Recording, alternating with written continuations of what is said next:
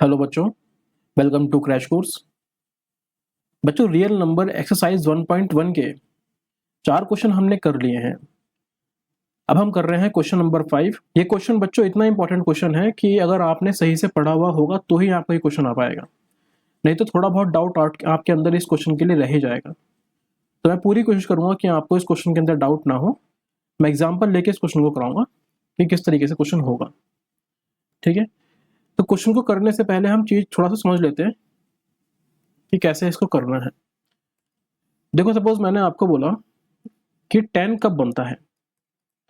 मैंने आपसे कहा कि 10 कब बनता है, तो आपको इतना ध्यान रखना है कि 10 तब बनेगा, मतलब कि 1 0 तब आएगा जब एक बार 2 आएगा और एक बार 5 आएगा, मतलब कि 2 और 5 का पेयर बनेगा। क्या बनेगा? 2 और 5 का पेयर बनेगा। सपोज मैंने बोला यहाँ पे लिखा है 100, मतलब कितने जीरो है यहाँ पे? यहाँ पर 2 जीरो है। 2 जीरो का मतलब क्या हुआ? यहाँ पर 2 जीरो का मतलब ये हुआ कि यहाँ पर 2 बार 2 होंगे और 2 ही बार 5 होंगे। आए समझ में? सपोज मैंने एक नंबर लिखा है 1000। इसका मतलब क्या हुआ? इसका मतलब यहाँ पे ये हुआ कि यहाँ पे 3 जीरो है, और 3 जीरो का मतलब क्या हुआ कि यहाँ पे 3 बार 2 होंगे और 3 ही बार 5 होंगे। मैं आपको प्रूफ करके भी दिखाता हूँ। सपोज मैंने आपको बोला कि यहाँ पे लिखा है 1000।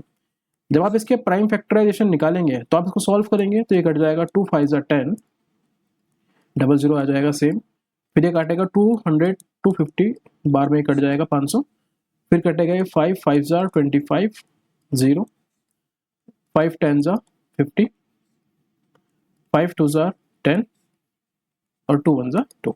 देखो 3 बार 2 आया है यहाँ पे, एक बार ये रहा, एक बार 2 और 3 बार 2।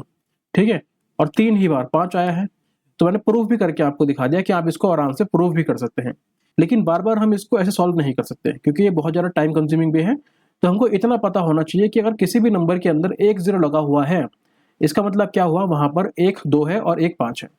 सपोज मैंने नंबर लिखा 180, तो आप यहाँ पे देख पा रहे हैं कि यहाँ पे 1 0 है। इसका मतलब क्या हुआ? इसका मतलब ये हुआ कि यहाँ पर 1 2 और 1 5 होगा। यहाँ पे और नंबर भी हो सकते हैं, लेकिन 1 2 और 1 5 तो होगा ही। सपोज मैं आपको प्रूफ करता हूँ, यहाँ पे लिखा है 180। इसे काटेंगे आप 2 9 80, ये आ जाएगा 240 5 टाइम्स में, और ये हो जाएगा 5 9 और ये हो जाएगा 3 3 और 3 1 तो 180 के जो प्राइम फैक्टर निकल कर आए हैं वो निकल कर आए हैं 2 इंटू 2 इंटू 5 इंटू 3 इंटू 3। अब देखो यहाँ पे जो पेयर बन रहा है ना 2 और 5 का, वो एक ही बन रहा है। देखो क्या बन रहा है? एक ही बन रहा है, इसीलिए यहाँ पे 1 0 आया था। अब आप कहेंगे कि यहाँ पर तो 1 2 और है, लेकिन मैंने क्या बताया आपको कि 0 तभी बनेगा जब 1 2 होगा और 1 5 होगा। यहाँ पर 2 तो है लेकिन यहाँ पर 5 नहीं है, मतलब कि यहाँ पर 2 0 नहीं बन पाएंगे। समझ में आ गया? लेकिन सपोज अगर ये नंबर ऐसे लिखा हुआ होता 1800, तब मैं बोल पाता यहाँ पे कि यहाँ पर 2 बार 2 होंगे और 2 बार 5 भी होंगे। और नंबर भी हो सकते हैं, लेकिन 2 बार 2 होंगे और 2 ही बार 5 होंगे। समझ में आ गया? अब करते हैं अपना क्वेश्चन। देखो बच्चों, इस क्वेश्चन के अंदर क्या बोला है? असल में ये क्वेश्चन में यहाँ पे मिस्टेक है। ये 6 की पावर n है, 6 टू द पावर n ऐसे लिखा हुआ है। उसने बोला है कि check whether 6 to the power n can end with digit 0 for any natural number n। हमको बताना है कि 6 की पावर n के अंदर कितनी बार 0 आता है, मतलब इतना बताना है कि यहाँ पे 0 आता है या नहीं आता है।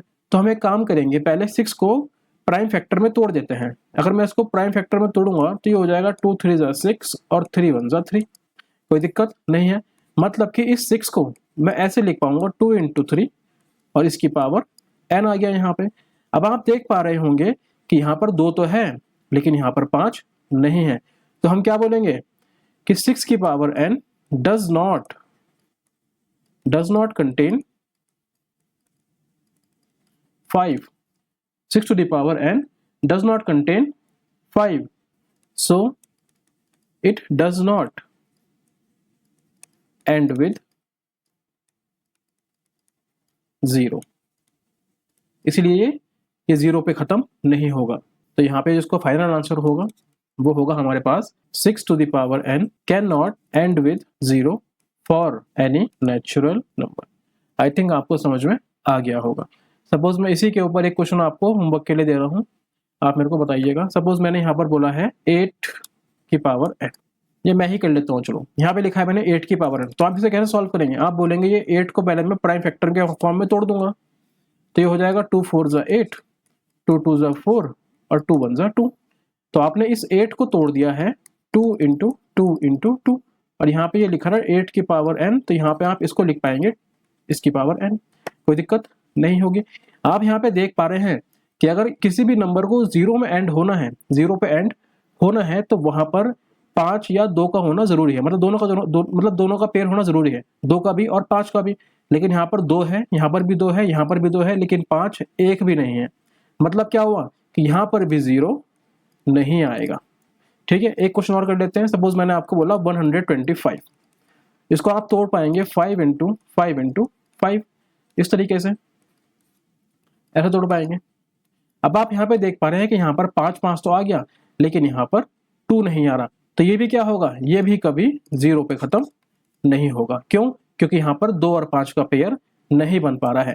सपोज मैंने आपको बोला एक नंबर लिखा है 120, तो आप यहाँ पे देख पा रहे हैं कि यहाँ पे एक जीरो है, इसका मतलब क्या हुआ कि यहाँ पर 1 2 और 5 का पेयर बन पा रहा होगा।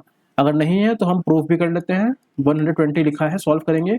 2 6 ज़ार 12, 2 30 ज़ार, 2 15 ज़ार, 5 3 ज़ार और 3 1 ज़ार। तो हमने 120 के जो फैक्टर निकाले हैं वो निकल कर आए हैं 2 इंटू 2 इंटू 2 इंटू 5 इंटू 3। देखो इस 2 और इस 5 ने मिलके तो एक जीरो बना दिया, जो ये रहा। बाकी यहाँ पे 2 ये भी है, 2 ये भी है, लेकिन इनको पेयर बनाने के लिए 5 नहीं है। आप ऐसा समझ लो कि ये है आपका हस्बैंड और ये है इसकी वाइफ। तो जीरो कब बनेगा? जब हस्बैंड भी होगा और वाइफ भी होगी। तो यहाँ पे हस्बैंड था, यहाँ पर वाइफ थी, जीरो बन गया था। यहाँ पे सिर्फ हस्बैंड है और यहाँ पर भी सिर्फ हस्बैंड है, वाइफ है ही नहीं, मतलब कि जीरो बन ही नहीं पाया। तो इतना समझना है आपको कि पेयर होना जरूरी है ऐसे क्वेश्चन में। किस किस का पेयर होना जरूरी है? 2 और 5 का। ठीक है।